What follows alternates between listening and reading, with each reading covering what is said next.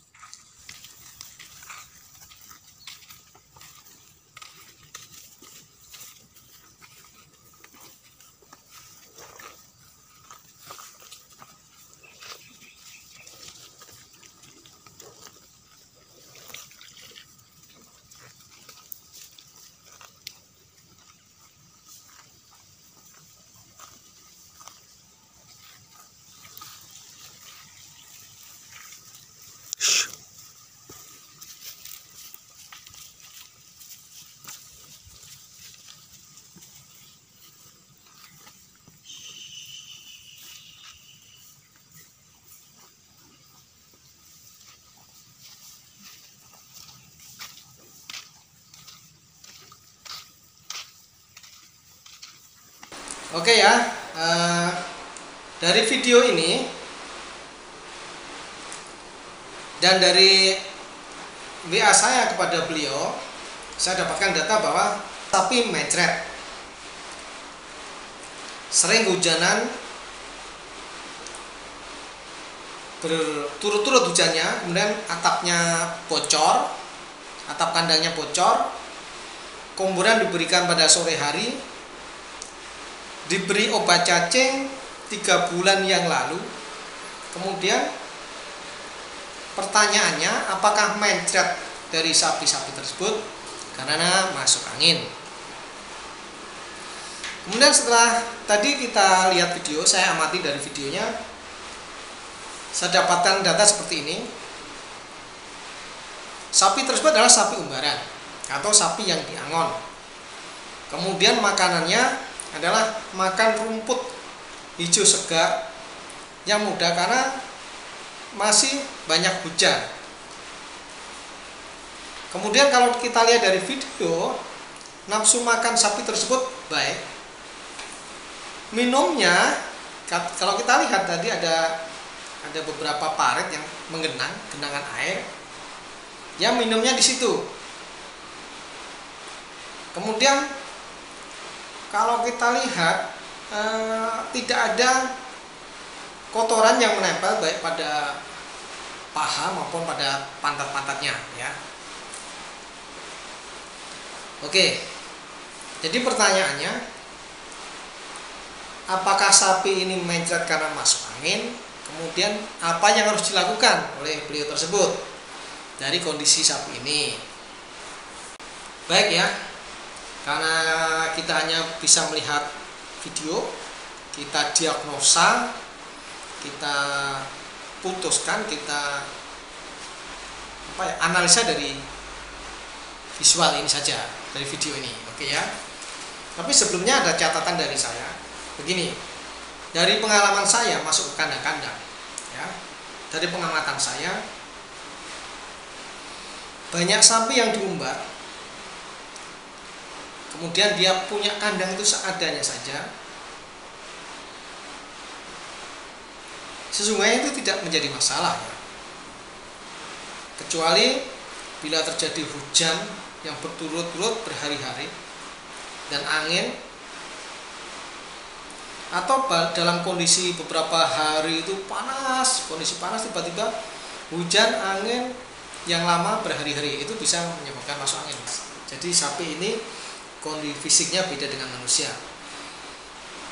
Jadi jangan membayangkan kalau kehujanan berhari-hari menjadi masuk angin dan bisa sakit perut, bisa kembung dan segala macam. Jadi kalau kita lihat dari video tadi dan dari apa yang sudah saya komunikasikan dengan beliau, tapi sampai sekarang saya hubungi sudah tidak bisa lagi. Kesimpulan yang pertama, mencret bukan karena cacingan, karena 3 bulan yang lalu sudah diberi obat cacing.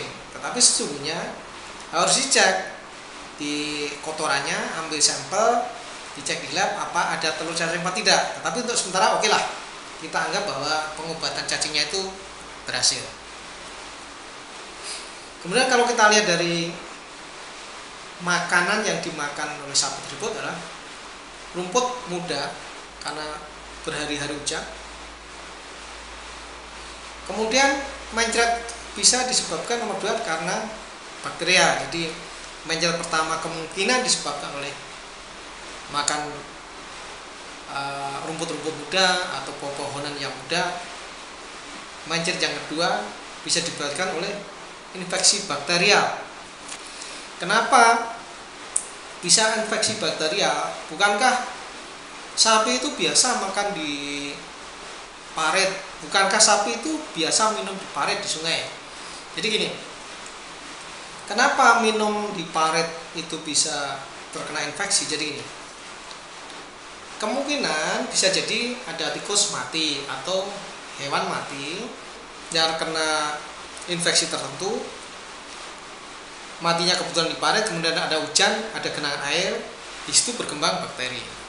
Atau bisa jadi ada hewan yang sakit, kemudian lewat di situ berak atau mengeluarkan kotorannya, kemudian hujan. Nah disitulah pada saat sapi minum bisa terkena infeksi. Beda dengan apabila sungainya mengalir ya. Kalau sungai mengalir, saya pikir lebih aman daripada parit yang terkena. Jadi parit yang mengalir dengan parit terkena akan beda hasilnya. Kemudian karena dari hasil wawancara via WA tadi, kita tidak bisa mendapatkan suhu tubuhnya. Jadi dari pertanyaan saya kepada beliau, suhunya berapa, dia tidak bisa jawab. Karena ini memang di hutan, barangkali dia tidak punya alat, barangkali susah untuk mendapatkan atau menghandling sapi yang diare tadi untuk dilihat berapa suhunya. Jadi karena itu tadi hanya kemungkinan pertama adalah makan daun muda, rumput muda, kemudian infeksi bakteri. Oke lah, infeksi kita delete. Kita simpulkan karena kita tidak tahu suhunya itu apakah tinggi, kemudian juga mencretnya itu belum sampai diare yang berdarah atau diare yang sangat parah sehingga menempel di paha maupun pantatnya. Kita simpulkan bahwa untuk sementara diare sapi tersebut adalah disebabkan karena memakan rumput-rumput yang hijau atau tumbuhan yang muda atau rumput yang muda pada saat dia diangon. Nah langkahnya apa? Karena ini sapi yang biasa diumbar, kemudian handlingnya susah, maka untuk langkah awal yang bisa dilakukan adalah dengan memberi pakan yang bisa mengurangi diarenya. Jadi tidak kita obati penyakitnya karena kita menduga bahwa ini tidak disebabkan penyakit tetapi disebabkan karena makanan, maka kita terapi dari makanannya. Makanan yang bisa diberikan itu makanan yang mengurangi diare, yaitu pertama daun nangka.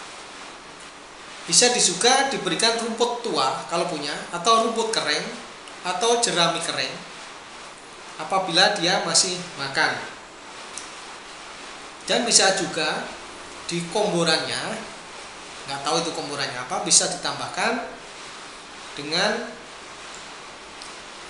kalsium atau kalsit, sehingga nanti diharapkan akan mengentalkan kotoran yang dikeluarkan. Begitu teman-teman ya. Semoga ini apa yang saya sampaikan bisa dilihat sama teman saya yang mengirim video dan mungkin bisa bermanfaat bagi peternak-peternak pemula yang sama sekali belum tahu bagaimana caranya menangani sapi. Bagi yang sudah pinter, mohon diberi masukan lagi sehingga menambah wawasan pada teman-teman dan juga kepada saya. Bagi yang suka lihat video ini, mohon di like. Bagi yang tidak suka, mohon di komen. Dan semoga teman-teman peternak semua dan semua teman-teman saya selalu sehat, selalu sukses, dan semoga Indonesia menjadi lebih baik.